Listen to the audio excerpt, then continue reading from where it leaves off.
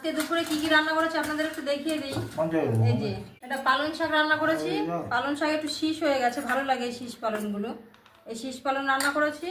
আর এই যে এটা কিন্তু মাছ, শঙ্কর মাছ রান্না করেছি। এই যে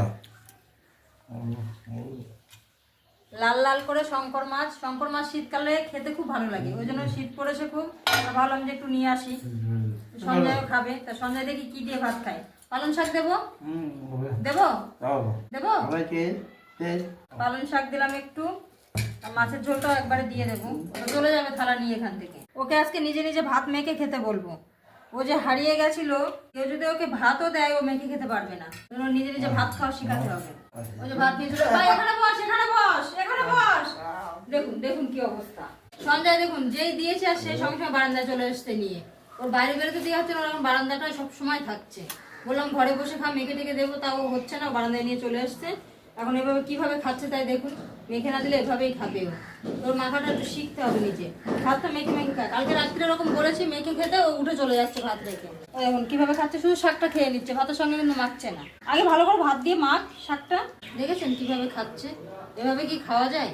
কিছুতেই ভাতটা মাখতে চায় না।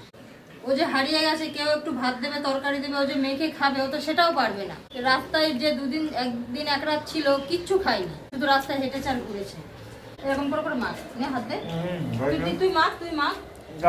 আমি দেবো না, তুই মাখ, ভালো করে মাখ। এরকম করে মাখ, মাখ মাখ, নে ভাতগুলো নে। কিছুতেই দেখেছেন মাখছে না। একটু মাখ, একটু মাখ, চেষ্টা কর, তুই হাতে হাতে তুই একটু মাখ, এভাবে মাখ। কিভাবে আমি শেখাবো ভাত মাখাটা ওর? এবার মাখ, এবার মাখ, এবার মাখ, এরকম করে মাখ।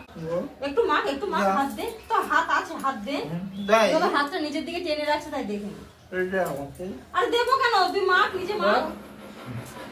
এভাবে হয়? আমি কি করে ভাত মাখাটা শেখাবো? মানুষ যে কেউ ওর ভাত দেবে, তরকারি দেবে, সবাই কি মেখে দিতে পারে? মেখে না দিলেও মেখে খাবে না। বেশি বলে ভাত রেখেই চলে যায়, খায় না। এবার মাছটা দিয়ে ভাতটা খেয়ে নি।